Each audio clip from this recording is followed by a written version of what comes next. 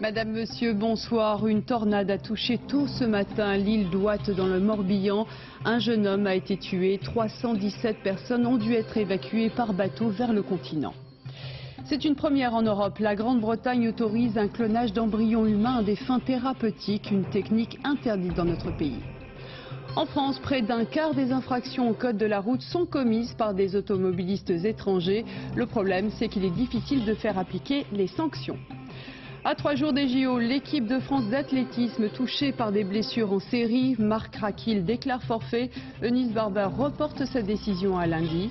Et à la fin de ce journal, nous serons en direct d'Athènes avec le porte-drapeau français Jackson Richardson. Ce soir et demain soir, prenez le temps d'observer le ciel. Les spécialistes prévoient un ciel illuminé d'étoiles filantes. La tornade qui s'est abattue tôt ce matin sur l'île d'Ouate a surpris tout le monde par sa soudaineté et sa violence. Un jeune homme est décédé après une chute dans les rochers. Les rafales ont emporté les tentes et les affaires de plus de 300 vacanciers. Zindine Boudaoud, Carole Greco. Le réveil a été brutal sur Ouate, très violent. Lorsque les premiers secours survolent l'île, voilà ce qu'ils découvrent. Des tentes arrachées, des campeurs désemparés. Sur la plage, c'est la désolation. Des effets personnels échoués sur le sable, comme si un naufrage avait eu lieu. Près de 300 personnes occupaient l'unique camping de l'île. La tornade les a surpris dans leur sommeil. On a eu peur, on s'est mis à trembler, on se tenait très fort, on était en train de retenir la tente pour pas être étouffé en dessous, il fallait vraiment la tenir comme ça. Bon, on a commencé à regarder dehors, toutes les autres tentes commençaient à voler et bon là c'était vraiment le scénario catastrophe. 8 personnes sont blessées légèrement. Un Breton de 29 ans a eu beaucoup moins de chance. La tornade l'a arraché du sol. Il est retombé sur la falaise et n'a pas survécu à ses blessures. Plusieurs voiliers ont dématé et d'autres ont coulé après le passage de la tempête. En fin de nuit, le bateau s'est couché sur l'eau, la tempête a augmenté, le bateau s'est couché sur l'eau et quand on a pu sortir, que le danger était écarté, on s'est rendu compte que d'autres bateaux avaient dématé, qu'il y avait des gens à l'eau, qu'il y avait partout des gens qui étaient sur leur bateau ou dans l'eau. 317 touristes ont été secourus. Certains ont pu sauver leurs effets personnels. Beaucoup ont tout perdu. Leurs vacances sont bel et bien gâchées. En début d'après-midi, des navettes ont évacué les sinistrés vers la presqu'île de Quiberon. La tornade est passée. Oui, Zindine vient de vous le dire, les 317 personnes touchées par la tornade ont été évacuées par bateau sur le continent, à Quiberon et à Port-Navalo. Certains ont tout perdu. Une cellule d'accueil a été mise en place. Jacques Deveau, Gabriel Camilla. Certains regards en disent long sur la peur vécue. 7 heures après la tornade, les campeurs regagnent le continent. On n'a plus de papier, on n'a plus rien. Un vent très violent, très impressionnant. Ouais. On n'a pas vu, ça a duré 2 minutes. Moi je tenais la tente, elle s'est couchée et puis je me suis couché sur les enfants pour les protéger et puis c'est tout. Les témoignages sont tous les mêmes. Ils parlent de la puissance du vent et de la rapidité du phénomène. La mini-tornade à peu près 10 minutes, un quart d'heure, mais toutes les tentes sont parties. Il y a quelques-unes pour résister, mais c'était... Vous avez une idée de la vitesse du vent? Bah non, justement, on aimerait bien savoir, mais c'était impressionnant, quoi. Les poêles à frire pliés en deux, enfin vraiment des trucs... Bah moi j'avais l'habitude pas mal de faire du bateau, j'ai vécu quand même 2-3 gros coups de vent. Et là, je crois que j'ai jamais eu aussi peur sur un seul coup comme ça. En tout, 317 personnes ont été évacuées. Elles ont été prises en charge à leur arrivée sur le continent. Cellules psychologiques, collation, un peu de réconfort quand parfois on a frôlé la mort. On a essayé de retenir la toile tous les deux et on n'a pas pu. Et puis après il faut sortir de la toile de tente quand on est enroulé dedans et que ça roule et que ça roule et que ça va vers la plage. Non, ça dure pas longtemps mais heureusement. Et je crois qu'on s'en sort bien. On a perdu du matériel mais c'est pas grave, on est sains et saufs. Les campeurs qui le souhaitaient ont été accueillis dans un gymnase pour se restaurer, voire récupérer des vêtements. Ce soir, quasiment tous ont quitté Quiberon pour rejoindre leur domicile. Quant aux 8 blessés légers, ils devraient sortir de l'hôpital dans la soirée. Alors on retrouve en direct de Quiberon Zindine Boudaoud. Zindine, les autorités lancent un appel à la prudence. Météo France annonce des rafales de vent très violentes. Oui, Carole, une météo très difficile ici, très mauvaise, est annoncée. Un avis de grand frais, c'est-à-dire des vents puissants, soufflant rafales, force 7 à 8, environ 80 km/h, des creux de 3 mètres, 3 mètres 50 au large. Rien d'exceptionnel pour des marins expérimentés. Seulement voilà, nous sommes au mois d'août, il y a beaucoup de plaisanciers peu aguerris. Les autorités maritimes leur recommandent donc la prudence, leur recommandent de ne pas sortir, de ne pas prendre la mer. Prudence sur l'eau, donc prudence sur la mer, mais aussi sur terre, puisqu'à Quiberon, plusieurs dizaines de campings sont ouverts et ils affichent complet, Carole. Merci beaucoup Zindine. Cette tornade très localisée, on l'a vu, était impossible à prévoir par Météo France. Ce phénomène violent et destructeur peut arriver quand le temps est orageux. Explication Jérôme Soulard, Alexandra Renard. Des vents de 100 à 400 km/h. Un tourbillon noir qui emporte tout sur son passage, y compris une maison. La terrifiante tornade sur terre ou la trombe d'eau en mer, c'est d'abord un orage qui tourne mal. Explication. À l'image, en haut, le cumulonimbus, un nuage d'orage situé à 10 000 mètres d'altitude. En fait, une rencontre brutale d'air chaud qui monte et d'air froid qui descend. Ce matin, sur l'île de Watt, les conditions étaient donc réunies pour créer subitement une tornade ou un front de rafale, observé ici sur les radars de Météo France. Au niveau du nuage d'orage, des cisaillements de vent vont créer des tourbillons de vent violents qui vont descendre de ce nuage. Et puis au fur et à mesure, en atteignant le sol, ce tourbillon va s'accélérer et occasionner des violentes rafales de vent. Et c'est bien ce phénomène observé ce matin au sud-ouest de l'île de Watt. Un front qui se déplace de quelques centaines de mètres pendant une dizaine de minutes. Il est extrêmement rare en Europe. En Amérique, en revanche, on dénombre un bon millier de tornades chaque année. Environ 200 sont particulièrement violentes. Des coups de vent complètement imprévisibles, toujours destructeurs et souvent meurtriers. Une cérémonie de recueillement s'est déroulée en fin de journée au cimetière juif de Lyon, au lendemain de la profanation de plusieurs tombes. Les enquêteurs recherchent toujours le ou les auteurs de cet acte. Ils travaillent notamment sur la piste d'une hache retrouvée dans le cimetière. Benoît Gadret, Jean-Claude Martin. Plusieurs centaines de personnes se sont retrouvées en fin d'après-midi au cimetière juif de Lyon. Beaucoup de familles dont les parents sont enterrés ici. La communauté juive est profondément meurtrie par cette profanation. Non, mes frères, nous ne pouvons, nous ne devons accepter. Il faut être solidaire, les yeux ouverts, les poings serrés. Il faut résister, ne pas accepter la contagion. Juifs, catholiques, musulmans, protestants, tous les responsables religieux étaient présents. La communauté musulmane, à côté de la communauté juive, doit montrer sa solidarité face à ces attaques dont nous sommes l'objet, je dis bien nous. Dans le même temps, l'enquête se poursuit. La police s'intéresse particulièrement à l'inscription Phinéas, du nom d'un personnage biblique connu pour sa justice expéditive. Ce nom, on le retrouve dans une autre affaire. Jeudi dernier, un homme se faisant appeler Phinéas a revendiqué par téléphone une agression. Les faits ont eu lieu dans cette rue de Villeurbanne. Un homme d'origine maghrébine a été sauvagement agressé, comme le raconte ce témoin. J'ai vu une personne qui en agressait une autre avec une hache dans une main et puis dans l'autre main une bouteille en verre. Il s'acharnait dessus voilà, dans la rue, en bas de chez moi. Il était très calme, il frappait vraiment de manière très froide. Il y avait juste la victime qui hurlait, disons, de manière assez atroce, hein, ça vous fait des frissons dans le dos. L'agresseur a utilisé une hachette. Or, dans le cimetière juif, à proximité de la mention Phinéas, se trouvait une hachette. Les enquêteurs disposent enfin d'une image vidéo du profanateur. Il a été filmé par une caméra d'une banque voisine, mais l'image serait difficilement exploitable.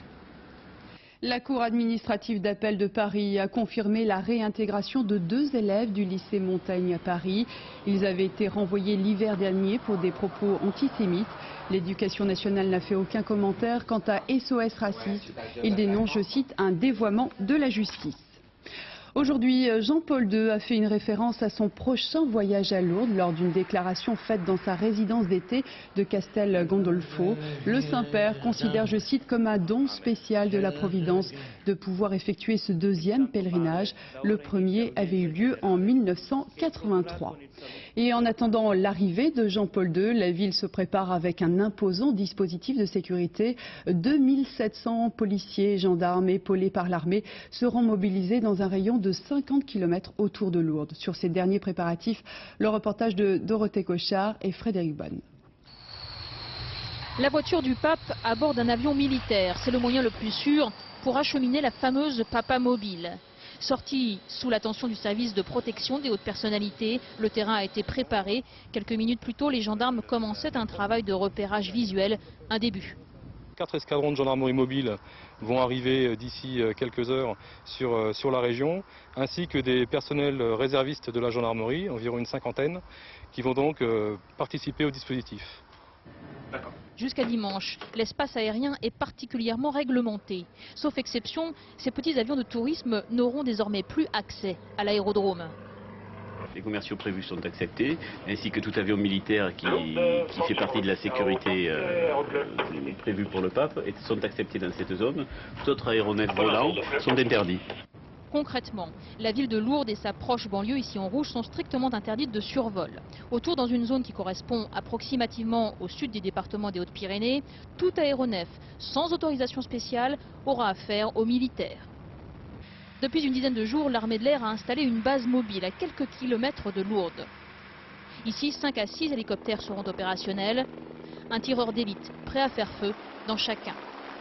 Enfin, au sol, en couverture, plusieurs batteries de missiles anti-aériens solaires type Crotale. Vous avez les moyens qui vont permettre d'aller identifier et éventuellement sous la contrainte donc de dérouter des aéronefs qui auraient pénétré cet espace et qui éventuellement sur ordre gouvernemental pourraient être détruits s'ils s'avéraient être hostiles. Un ordre qui ne peut être donné qu'après recoupement d'informations. Un avion d'observation AWACS en haute altitude contrôlera une zone de 500 km de diamètre. Information toute centralisée ici, au centre de commandement des opérations aériennes de Taverny, en région parisienne. C'est d'ici que l'ordre de destruction peut être donné à la demande du Premier ministre par missile, tireur d'élite héliporté ou en lançant la chasse. Plus de 300 000 personnes seront attendues pour ce week-end du 15 août. Beaucoup de malades tiennent, comme chaque année, à faire le déplacement. Ils seront soutenus par des bénévoles indispensables à la bonne organisation du pèlerinage. Eleanor Gay et Francis Forger ont suivi l'arrivée de ces premiers bénévoles. Ça, c'est pour suivre le pèlerinage. Le foulard pour différencier les pèlerins du national, il y a un badge également. Les inscriptions ont commencé il y a quelques heures et déjà des centaines de bénévoles ont rejoint les effectifs du pèlerinage national, le plus vieux de Lourdes. Ils paient de leur poche le voyage et l'hébergement pour se mettre au service des malades pendant 5 jours. C'est la première fois. Des amis m'ont conseillé de venir à Lourdes parce que c'était une bonne expérience et j'ai voulu essayer. Sur les 3000 jeunes attendus par cette organisation, la moitié ne s'est jamais occupée de malades. Cette année, formation obligatoire, c'est une première. Quelques conseils pratiques et visuels sur la manière de communiquer avec les personnes malades ou handicapées. Tu es devenu une enfant. Un vrai regard. Surtout pas un regard de pitié, ça vous le savez. La chose à éliminer d'office tout de suite. La peur que nous avons, c'est la peur de faire une gaffe et on se dit, plutôt que de faire une gaffe, il vaut mieux que je passe. Or là, nous commettons la pire erreur. Parce qu'à cause de ça, la personne reste une fois de plus dans son isolement. Pendant quelques jours, il faudra transporter, nourrir, parfois laver les malades. Franck a découvert une vocation à Lourdes. Il a abandonné ses études d'informatique pour la médecine. Vous avez vu, fille marquée ? Ils ont une force, une envie de vivre, de continuer, et qui dépasse même la nôtre. Et ça devient même un besoin. C'est pour ça qu'on est là en fait, on a besoin de leur amour. Chaque année à Lourdes, près de 100 000 bénévoles accompagnent les pèlerins malades. En vacances mais studieux, Jean-Pierre Raffarin multiplie les dîners de travail. Ce soir, Nicolas Sarkozy est avec le Premier ministre à Combloux. Les médias étaient conviés au moment où la bataille pour la présidence de l'UMP entre dans sa dernière ligne droite. Mickaël Darmon, Pauline Revenat, Alain Locasio. À Combloux, les caméras sont les bienvenues, les questions des journalistes beaucoup moins. Pourquoi est-ce que vous venez aujourd'hui à Combloux? Pas ça. Vous venez travailler sur quoi? Les sujets manquent pas, franchement. Deuxième rencontre depuis le début de leurs vacances entre Jean-Pierre Raffarin et Nicolas Sarkozy. Au programme, budget et présidence de l'UMP. Vous allez forcément en parler. Monsieur le maire. Après Dominique de Villepin lundi, vendredi, ce sera au tour de Philippe Douste-Blazy. Avec Jean-Pierre Raffarin, c'est Combloux ou les rencontres au sommet de la droite. Une preuve que la vie politique cet été ne s'arrête pas. La bataille pour l'UMP mobilise toutes les énergies depuis des mois. Ces derniers jours, pendant que Nicolas Sarkozy occupe le terrain à Arcachon, en coulisses, ses lieutenants comptabilisent des soutiens. Ils arrivent de toutes les familles du parti. À ce jour, presque 10 500 formulaires comme celui-ci ont été envoyés à l'UMP en faveur de Sarkozy. Parmi ces signatures, des ralliements symboliques comme la chiraquienne Roselyne Bachelot dès le début du mois d'août. Cherchais la photo avec les potes entre Gérard Depardieu, Raffaella Le Gouvello. J'écoute pas ce qui se dit dans les salons parisiens, j'écoute la base, ce que m'ont dit les militants de l'UMP qui souhaitent que Nicolas Sarkozy prenne la présidence de l'UMP. Alors, sa décision n'est pas encore prise, bien entendu, mais je souhaite qu'il la prenne dans ce sens-là. Malgré ces appels, Nicolas Sarkozy hésite encore. Les négociations pour un accord avec Jean-Pierre Raffarin continueront ce soir. Mais candidat ou pas, l'opération parrainage tourne à la démonstration de force. Jour après jour, l'UMP, le parti des Chiraciens, se convertit au sarkozysme. Bonjour. Bonjour. Merci. C'est une première en Europe. La Grande-Bretagne vient d'autoriser une équipe de scientifiques à procéder au clonage d'embryons humains à des fins thérapeutiques. Contrairement à nos voisins britanniques, la France reste opposée à cette pratique. Laurent Boussier, Frédéric Montel. Une fois de plus, c'est donc la Grande-Bretagne qui, en Europe et en matière de clonage, est la première à autoriser ses scientifiques à aller de l'avant. La décision annoncée ce matin par l'autorité de régulation de la bioéthique britannique de permettre à des chercheurs d'effectuer du clonage d'embryons humains est une première rendue possible grâce à une loi votée par le Parlement en 2001. Nous avons étudié le dossier présenté par l'université, leur équipe, leur laboratoire. Nous avons consulté des scientifiques ainsi qu'une commission internationale d'experts et nous savons que ce projet remplit les critères imposés par le Parlement britannique. Il s'agit pour les chercheurs de l'université de Newcastle d'essayer d'obtenir des tissus comme la peau, les os, des parties de cœur ou de rein en dirigeant l'évolution de cellules souches prélevées sur des embryons humains. Cultivés en éprouvette avec des noyaux des cellules du patient pour éviter tout rejet, ces nouveaux tissus serviraient en quelque sorte de pièces de rechange pour des maladies aujourd'hui incurables. Mais l'expression même de clonage d'embryons humains inquiète et ces recherches divisent la communauté scientifique. La plupart des questions purement scientifiques, à mon avis, pourraient être résolues sans recourir au matériel humain, c'est-à-dire sans travailler sur un matériel qui est précieux, qui sont des ovules de femmes, et d'autre part, sans courir le risque de prêter la main à une entreprise que l'on réprouve, celle dont le but est de faire naître des bébés clonés. Le clonage d'embryons humains à des fins thérapeutiques est légal en Grande-Bretagne depuis 2001, mais jusqu'à présent, les autorités de contrôle n'avaient pas délivré d'autorisation. Les scientifiques savent que les recherches qui commencent aujourd'hui, même si elles sont très prometteuses, n'aboutiront au mieux que dans 10 ou 15 ans. Et ce soir, Philippe Douste-Blazy a tenu à réagir. Le ministre de la Santé réaffirme que cette technique n'est pas indispensable à la recherche et se dit toujours opposé au clonage, même à des fins thérapeutiques. Tous les jours, dans nos journaux, nous vous montrons des scènes de violence en Irak entre miliciens chiites et l'armée irakienne. Aujourd'hui, 7 villes sont en insurrection. Le tout nouveau pouvoir irakien a de plus en plus de mal à mater cette rébellion. Aujourd'hui, c'est son autorité qui est en jeu. Christian Autain. Des rues livrées aux combattants de l'armée du Mehdi. La scène se passe à Al-Kout, à 200 km au sud de Bagdad. Ces miliciens chiites tentent de prendre d'assaut le commissariat central de la ville, symbole du gouvernement allié des Américains. L'attaque sera finalement repoussée par les forces irakiennes. Ce sont les principales villes du sud de l'Irak qui se soulèvent aujourd'hui. Mais c'est Nadjaf, le siège de l'insurrection. Les Américains ont décidé d'écraser les miliciens embusqués dans les faubourgs de la ville. Le cimetière où ils étaient retranchés depuis 7 jours serait sous le contrôle des Marines. Le chef de la rébellion, Moqtada Sadr, a appelé ses troupes à continuer le combat coûte que coûte, même après sa mort. En mai, lors d'un premier soulèvement, les Américains avaient négocié avec lui un cessez-le-feu. Mais cette fois-ci, aucun compromis ne semble possible. Face à lui, le Premier ministre, Yad Alaoui, entré en fonction fin juin, c'est sa première épreuve de force. Pour mater le soulèvement chiite, il s'en remet à l'armée américaine, un aveu de faiblesse. Et quand les chiites ne prennent pas les armes, ils descendent dans la rue pour conspuer le Premier ministre irakien, comme ici à Nasiriyah. La population a saccagé et mis le feu au bureau du pouvoir irakien. Un pouvoir décidé aujourd'hui à utiliser la force plutôt que la négociation. Après la Normandie, le sud de la France s'apprête à son tour à célébrer le 60e anniversaire du débarquement en Provence.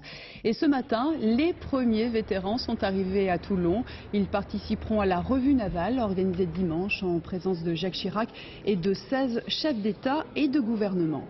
Durant ces cérémonies, la France rendra hommage aux 90 000 Marocains qui ont combattu sous le drapeau français pour libérer notre pays. C'est une page peu connue de notre histoire et pourtant, ces hommes étaient souvent en première ligne. Jérôme Soulard et Jean-François Monnier ont retrouvé 3 vétérans chez eux au Maroc.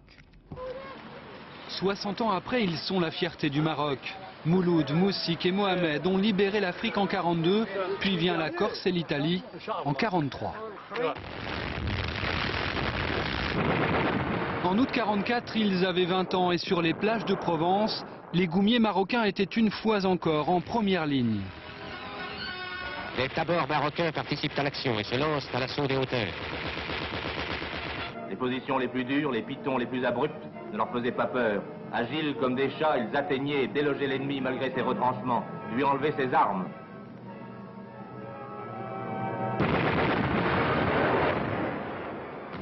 On ne pensait pas à la mort, vous savez. Ceux qui mouraient, ils mouraient, on n'en faisait pas un drame. Et ceux qui restaient, eh bien, on les envoyait au front. Et il fallait tenir bon. Et quand les Français nous criaient en avant, eh bien on y allait, sans discuter. Au feu, les Marocains essuient des pertes considérables. Des milliers de blessés, des morts. Encore des morts. Mais les goumiers ne lâchent rien et finissent par mettre en fuite les Allemands. Après Aubagne, voici donc Marseille, libérée par les Marocains. Nous avons libéré des gens qui n'étaient pas en liberté. Nous avons essayé de faire propager la liberté. Le content de nous. Les bébés marocains, nous donnent à manger, nous donnent à boire et tout ça, tout le monde content. En Afrique, en Europe et plus tard en Indochine, Mouloud, Moussik et Mohamed seront de tous les combats, blessés à plusieurs reprises, mais sains et saufs grâce à Dieu, et plutôt fiers de leur parcours. C'est la Légion d'honneur. C'est officier Louis Chamalawi. Croix de guerre, combattant. Dimanche en Provence, ils seront les invités de la France, décorés encore pour leur courage lors du débarquement. Pendant la guerre, plus de 80 000 goumiers marocains ont servi comme eux sous le drapeau français pour libérer l'Europe. En France, près d'un quart des infractions au code de la route sont commises par des automobilistes étrangers. Difficile de les verbaliser. La sécurité routière tente donc d'harmoniser les règles européennes. Vanessa Rouet, Pierre-Yves Deninck. Une Lexus de couleur gris clair en plaque italienne à 186 km/h. Voilà ce qui arrive lorsqu'un vacancier étranger prend les autoroutes françaises pour un défouloir. Comme il s'agit déjà d'une grande vitesse, il va y avoir sa rétention immédiate de son permis de conduire. Plus 90 € d'amende, c'est le tarif en cas d'interception du contrevenant. Mais si un automobiliste étranger peu scrupuleux est flashé par un radar automatique, la règle devient vue mais pas pris. Ils roulent beaucoup plus vite que les Français. C'est ça qu'ils justement ils sont un peu sous l'impunité. Du fait qu'on ne peut pas leur envoyer les photos par courrier. Car sur 1 330 000 infractions au code de la route enregistrées depuis octobre 2003, environ un quart, soit 310 000, concernent des véhicules étrangers, alors que ceux-ci ne représentent que 10% du trafic global. Comment lutter contre l'impunité de ces conducteurs? La France étudie actuellement la faisabilité d'une coopération avec nos pays voisins. Le Luxembourg, la Belgique, l'Italie, la Suisse, l'Espagne, l'Allemagne et les Pays-Bas envisagent d'ici peu une harmonisation des contrôles et sanctions au niveau européen. Nous travaillons effectivement à des échanges bilatéraux de façon à ce qu'une fois qu'une infraction est détectée sur le territoire français, on puisse avoir connaissance du titulaire de la carte grise et de son adresse de façon à pouvoir lui envoyer l'avis de contravention. À ce jour, aucun calendrier n'est encore établi sauf celui-là. En France, 450 radars automatiques seraient installés d'ici la fin de l'année et autant de futures contraventions qui traverseraient un jour les frontières. L'euro est dans la ligne de mire des faussaires. Les saisies de fausses monnaies sont de plus en plus nombreuses. 300 000 fausses coupures depuis le début de l'année. La Banque de France s'apprête même à lancer une campagne auprès du grand public pour reconnaître les vrais billets des faux. Faut-il cesser d'utiliser les pièces de 1 et 2 centimes? Les Belges se posent actuellement la question. Certains pays ont déjà abandonné cette menue monnaie. Et en France, la question fait débat. Céline Crespi, Philippe Jasselin. Voilà, qu'est-ce que je vais en faire? Elles peuvent pourtant servir. Exemple, pour rendre 39 centimes de monnaie au client, il faut forcément des pièces de 1 ou de 2 centimes. Et ce n'est pas une mauvaise blague, mais le gouvernement belge entend faire disparaître cette ferraille-là, c'est-à-dire quand même supprimer 750 millions de pièces en circulation. Ça fait beaucoup de poids dans le porte-monnaie. J'aimerais bien qu'on supprime. La Belgique peut être donc le 3e pays en Europe, après la Finlande et les Pays-Bas, à bannir les piécettes. En plus d'être inutile, elles vieilliraient mal, oui mais... J'ai bien l'impression qu'on risque d'arrondir au centime supplémentaire. Donc c'est-à-dire si c'est 23,91 €, ça va être 23,95 €. S'il vous plaît, Sur ce marché parisien, en tout cas, l'arrondi est souvent en faveur du client, mais les piécettes n'ont toujours pas la cote. Arrive à la maison, je les mets dans un sac. Là, je les remplis tous les jours et les clients ne veulent pas qu'on leur rende. Ils vont tous arrondir au centime supérieur. Déjà que l'euro nous coûte très cher, vous le savez, comme tout le monde. Pas question pour l'instant de supprimer les 3 milliards de pièces de 1 ou de 2 centimes qui circulent en France. Et si c'était le cas, les associations de consommateurs redoutent une hausse des prix. Les dangers de supprimer les pièces de 1 et 2 centimes d'euros, c'est immanquablement une augmentation des prix. Parce qu'à plus ou moins long terme, les prix des produits, que ce soit dans les petits commerces ou de la grande distribution, ça sera arrondi et ça sera arrondi forcément vers le 5 centimes supérieur. Au ministère des Finances, on explique que de toute façon, une telle décision ne peut être prise que par tous les pays membres de la zone euro. Le chantier du nouveau siège du quotidien Le Monde épinglé par les inspecteurs de l'URSSAF. Absence de contrat de travail, horaire à rallonge. Les entorses au code du travail ne manquent pas. L'affaire avait éclaté il y a un mois quand des salariés turcs avaient alerté l'inspection du travail. Vincent Fourcade, Guillaume Michel. Ils pensaient gagner en 6 mois l'équivalent de 2 ans de leur salaire en Turquie. Sur le papier, l'affaire semblait alors solide, comme du béton armé. Mais en arrivant sur le chantier il y a 4 mois, tous ces salariés turcs ont vite déchanté. Il est dit certains ils touchaient 300 €, certains ils touchaient 450 € par mois.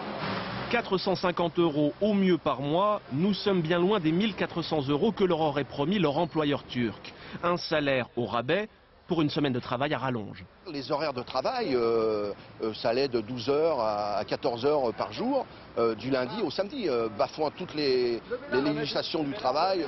L'affaire a éclaté quand les salariés ont fait appel aux inspecteurs de l'URSSAF. Aujourd'hui, c'était leur 2e visite surprise sur ce chantier du groupe Bouygues. Absence de contrat de travail, registre du personnel inexistant. Ce matin, les inspecteurs auront tout vu, même la fuite d'un ouvrier qui refusait d'être contrôlé. Faire appel au travail dissimulé, rien de surprenant sur un chantier où les sous-traitants sont légion. Parce qu'au bout de 2-3 rangs de sous-traitance, les entreprises ne peuvent plus faire face à leurs obligations. C'est pas possible. Parce que tout le monde prend sa marge au passage, et ensuite le dernier comment je veux dire, dans la chaîne ne peut plus faire face à ses obligations, et donc il triche en faisant du travail dissimulé. En 2003, dans la seule région parisienne, plus d'une 50aine de grands chantiers ont été épinglés pour travail dissimulé. À 3 jours des JO, la Fédération française d'athlétisme espère décrocher au moins 3 médailles, mais ce sera sans Marc Raquil. Il a déclaré forfait aujourd'hui pour cause de blessure. Quant à Eunice Barber, blessée elle aussi, elle a repoussé sa décision à lundi prochain. À Rontanzit, Michel Levasseur. Drôle de photo de famille, à première vue. Tout va bien, à première vue seulement. Raquil n'est pas là, et pour cause, il est forfait pour les Jeux. Après la cheville, c'est le mollet. Hier soir, à l'entraînement, la blessure l'a rattrapé. Le grand blond et sa ligne droite légendaire vont manquer à la France. Sur 400 mètres, Rakil est absent, c'est son copain John qui prend le relais. Il ira seul à Athènes, non sans regret. J'aurais vraiment aimé qu'il puisse venir, mais en même temps, c'est un athlète, c'est un compétiteur et il sait que s'il ne peut pas courir à 100%, c'est pas la peine d'y aller non plus. Il a un statut à défendre. Mais un malheur n'arrive jamais seul. Mehdi Bala s'est tordu la cheville ce matin. Bilan, entorse et 48 heures de repos. Ajoutez à cela les méformes de Muriel Urtis ou de Manuela Montebrin. Les espoirs français de médailles sont en train de fondre comme neige à Athènes. Il y a toujours le risque que ce soit une compétition catastrophe. Il ne faut pas l'exclure. Mais je ne veux pas envisager cette hypothèse. En tout cas, si ça arrive, je l'assumerai complètement. Le patron prend ses responsabilités, les athlètes n'ont plus qu'à suivre. Christine Aron en tête, la sprinteuse tient la forme, enchaîne les chronos. Avec la ferme intention de faire oublier les absents et de parler des résultats. Il y a d'autres athlètes, donc bon, on a des chances de médaille et puis je pense qu'on reviendra certainement pas bredouille cette fois-ci. Car personne n'a oublié le triste bilan de Sydney. 0 médaille. Eunice Barber voulait se rattraper, mais voilà, blessée il y a un mois, sa cuisse la fait toujours souffrir et c'est en spectatrice qu'elle assiste aux derniers entraînements. Et on retrouve justement Eunice Barber qui a donc repoussé sa décision à lundi prochain. Eunice, bonsoir. Bonsoir. Qu'est-ce qui pourrait vous faire décider à ne pas aller aux Jeux? Si je sens toujours des gènes par rapport à mes blessures que j'ai eues qui étaient très très graves. Si je sens ces gènes-là de l'ischio, à mon avis, c'est pas la peine d'y aller parce que je peux pas en fait continuer heptathlon comme ça parce que heptathlon c'est cette épreuve et c'est très difficile de faire dans l'état où je suis actuellement quoi. Mais ça veut dire qu'on pourrait envisager vous voir sur une des deux épreuves, c'est-à-dire le saut en longueur et pas l'heptathlon? Ça peut être bien aussi de faire le saut en longueur, mais c'est vrai là, parce que même si je ne me suis pas entraînée par un bout de temps, mais je pense que je pourrais faire avec la motivation que j'ai mentalement, je peux faire une bonne chose en heptathlon, mais il faut que je sois certaine que je ne vais pas commencer et m'arrêter sur le chemin. C'est cette décision que je suis en train de réfléchir en ce moment. Voilà, on l'aura compris, ce sera vraiment une décision très très personnelle. Merci beaucoup Eunice. Ok, merci à vous. Voilà une interview réalisée en milieu de journée. À Athènes, les Grecs ont le sourire, tout sera fin prêt pour les JO. Le Queen Mary 2 est d'ailleurs arrivé ce matin dans le port du Pirée. Il servira surtout de résidence à de nombreuses personnalités, y compris des chefs d'État. Le Queen Mary 2 fait partie de la flotte de paquebots qui servira d'hôtel flottant. La moitié de la délégation française est déjà arrivée à Athènes. Premier contact avec le village olympique, rythme de croisière, un peu d'entraînement et surtout beaucoup de tourisme. Sur place, reportage Manuel Tissier et Emmanuel Beck. Premier pas au village. Voici l'équipe de France de natation. Ce soir, environ 200 athlètes français dormiront au plus près des anneaux olympiques. Déjà le parfum de l'aventure avant l'ouverture. C'est sans doute la cité dortoir la plus sûre du monde. Protégés par les grillages et les militaires, les résidents s'organisent. Chaque délégation réserve son quartier et les locataires ont vite fait de sympathiser. Ça va bien? Bonjour. Ça va bien? Oui. Bonjour. Merci bien. Quand deux pongistes arrivent chez les handballeurs, le coup de main est naturel et les rapports de voisinage un vrai bonheur. L'ambiance du feu de Dieu. Hier soir, Richard Viran qui s'est arrêté devant avec son vélo, il est monté boire l'apéro avec les handballeurs. Rigoler, on se pousse les uns les autres, ça y est, t'as vu ton parcours, alors c'est bon, ça va monter, ça va grimper, et vous qui vous foutez, vous allez avoir cette médaille. Donc il y a une ambiance extrêmement saine. Alors bien sûr, on est loin des palaces, mais le côté village vacances ne déplaît pas à nos sportifs, pas de caprice de star. Ça ressemble un peu à Sydney, je trouve, et vraiment bien. Des vedettes américaines surmédiatisées aux inconnues brésiliennes, en passant par les athlètes danoises, le village offre la vision d'une planète miniature et sportive. Mais on trouve aussi des serviettes éponges à 25 € et des casquettes un peu trop chères. Le business ne s'arrête pas aux portes du village. À 48 heures de l'ouverture, le village olympique ne tourne pas encore à plein régime. Mais dans quelques jours, c'est une petite ville de 16 000 âmes qui s'animera. Et tous ses habitants n'auront qu'un seul rêve, celui de l'or olympique. Et dans la foulée de David Douillet au JO de Sydney, c'est Jackson Richardson qui brandira le drapeau français après-demain lors de la cérémonie d'ouverture. Le capitaine de l'équipe de France de handball qui est avec nous en direct d'Athènes. Bonsoir. Bonsoir. Porter le drapeau tricolore, c'est un honneur. Vous avez la pression à 2 jours de la cérémonie? Enfin, la pression, oui, un peu. Je pense que c'est quand même un honneur et un plaisir de porter le drapeau d'une délégation. Je pense que l'effet d'être à la tête d'une délégation, je pense que c'est un plaisir, mais je pense que l'honneur, c'est le handball français qui sera à l'avant. Est-ce qu'on se prépare à tenir ce rôle très médiatisé? Non, je pense que ça devient naturel. Je pense que c'est une grosse pression, une grosse satisfaction, mais il faut prendre ça comme une compétition. Il faut se dire qu'on va avoir des grands moments de plaisir et de satisfaction. Je pense que si on ne se met pas la pression, au contraire, ça va permettre aussi d'être à l'aise dans l'événement. Vous allez penser à quoi ou à qui vendredi soir quand vous défilerez? Ouais, je pense qu'il y a une personne où je vais avoir pour la pensée. Ce sera surtout une personne qui m'est très chère, qui m'a quitté. C'est la personne qui m'a donné l'amour du sport, qui m'a fait connaître les Jeux Olympiques. C'est mon père qui est décédé.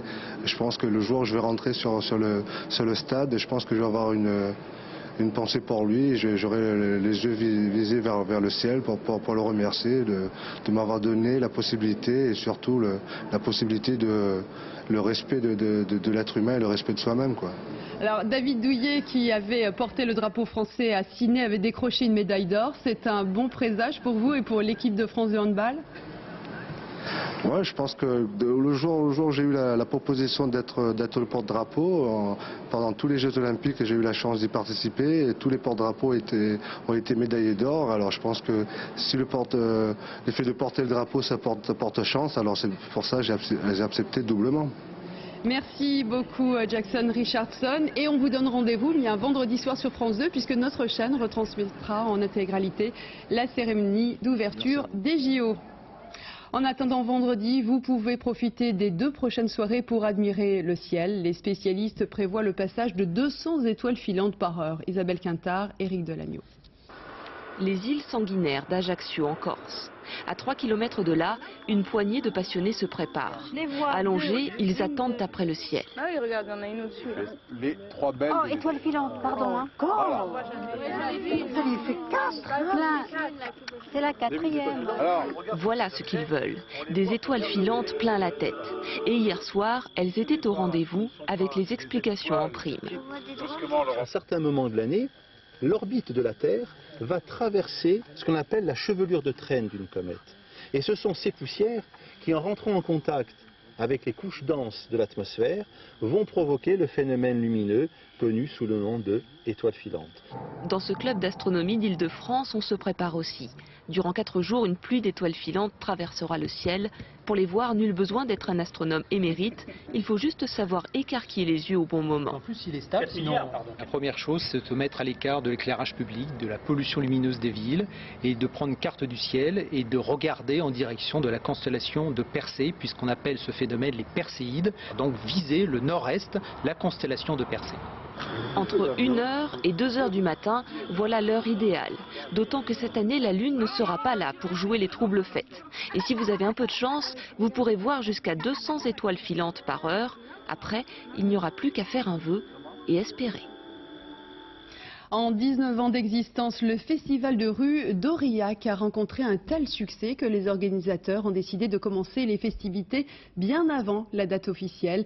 Les petits villages aux alentours participent aussi à la fête. Abdel Mostefa, Marie Laborie. À peine 8 heures au clocher de l'église, le théâtre est déjà dans les rues d'Aurillac. 10 comédiens ont installé de drôles d'habitations. Ils dorment là, petit déjeunent, se douchent là. Ils ne lèveront le camp que mercredi prochain, début officiel du festival. Car pour l'instant, c'est comme une sorte d'échauffement. Le festival s'étire dans le temps et dans l'espace aussi. Il prend l'air dans les villages alentours. C'était l'envie de redonner une vision aux spectateurs de ce paysage, de ce pays qui regorge de trésors. Résultat, en plein Cantal, devant la buvette de Saint-Martin-Valmeroux, 2 faux forains. vont tenter d'épater la galerie.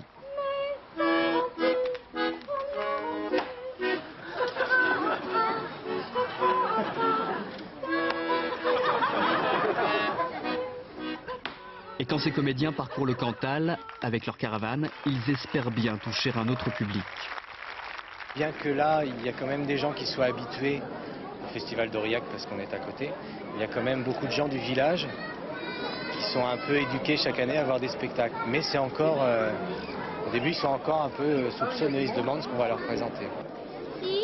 Pas de doute, le théâtre de Rue Féroçette, un peu trop, même pour certains habitués du Festival d'Aurillac, qui apprécient ces escapades à la campagne.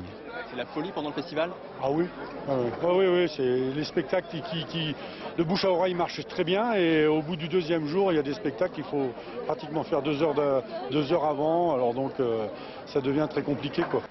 Il est minuit dans notre étrange campement. Certains vont se coucher, d'autres font des ronds dans l'air. Au calme pour l'instant. En attendant les 40 000 pères Dieu qui dans une semaine se promèneront chaque jour dans les rues d'Aurillac. Pour les amoureux de la montagne, les Alpes restent une destination privilégiée pour l'été, mais à 2 pas de là, dans le Jura, on peut aussi apprécier un paysage de moyenne montagne où la randonnée se pratique en douceur. Stéphanie Labrousse, Thierry Simonet. Bienvenue dans le pays de Gex, sur les crêtes du mont Jura, au cœur d'une réserve naturelle. C'est ici que la famille Prévost a choisi de randonner. 4 jours à crapahuter en douceur, loin du rythme citadin de la banlieue parisienne. Enlève pas ta casquette. Quand t'as une montée, tu vois rien, tu te dis oh bah dis donc c'est la barbe. T'as une montée, tu vois rien du tout. Quand t'arrives en haut, brusquement, tu vois tout un paysage magnifique et ça fait la surprise. Le parc naturel du Haut-Jura révèle ses secrets, même les plus insolites. C'est sympa ceux qui ont fait ça. C'est pourtant par hasard que les Prévost sont arrivés là. Vous cherchez à faire un record ou quoi? En feuilletant une brochure touristique de Rhône-Alpes, ils ont choisi cette destination, peu connue en dehors des activités de ski. L'été, ça n'a rien à voir, de toute façon, la végétation est belle, c'est très boisé et c'est frais aussi. Bon là on est sur les crêtes, évidemment on a du soleil, mais hier par exemple on a passé toute notre journée dans les bois, donc c'était très agréable. C'est un petit sentier qui fait plein de virages comme ça. Plusieurs centaines de kilomètres de sentiers balisés ont été aménagés. Des séjours itinérants sur mesure ont fait leur apparition. L'occasion de passer la nuit à 1500 mètres d'altitude. Nous sommes au refuge de la Loge et je fais le service. Un ancien chalet d'alpage prochainement rénové.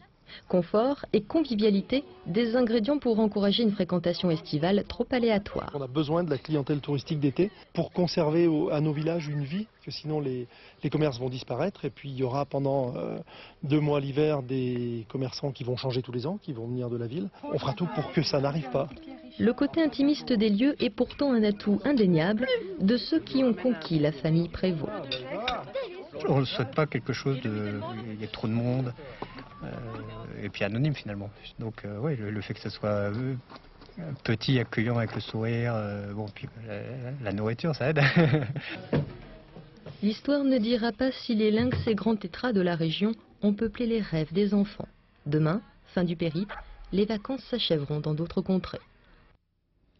Voilà, c'est la fin de cette édition. Merci de l'avoir suivi. Tout de suite, la météo, Patrice Drevet, 20h50, votre série FBI, portée disparue, 0h40. Le dernier journal vous sera présenté par Alexandre Cara.